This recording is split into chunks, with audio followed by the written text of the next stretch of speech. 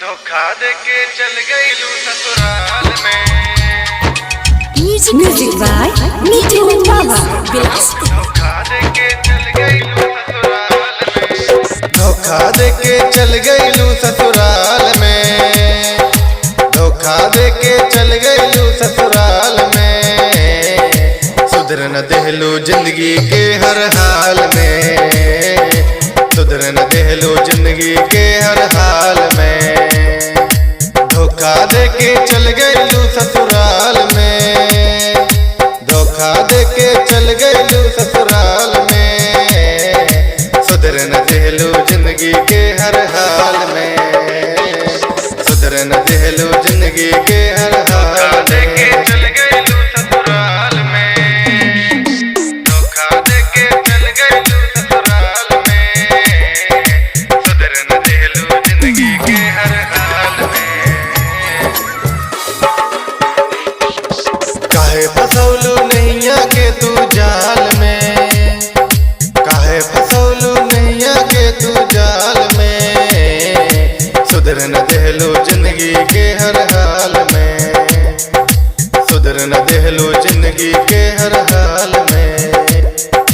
धोखा देके चल गई लू ससुराल में। धोखा देके चल गई लू ससुराल में। सुधर न देहलू जिंदगी के हर हाल में। सुधर न देहलू जिंदगी के हर हाल में।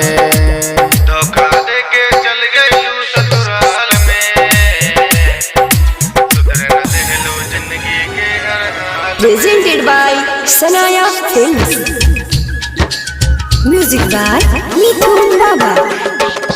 दिनवार दिया बीतेला जागे जागे हो। जागे हो रब न करे कि लागे तो ही बीमारी हो। बीमारी हो। दिनवार दिया बीतेला जागे जागे हो। जागे हो रब न करे कि लागे तो ही बीमारी हो। जनत जे हम ना आईती तोहरा जाल में। जनत जे हम ना आईती तोहरा जाल में। सुधर न देहलू जिंदगी के हर हाल में। सुधर न देहलू जिंदगी के हर हाल में।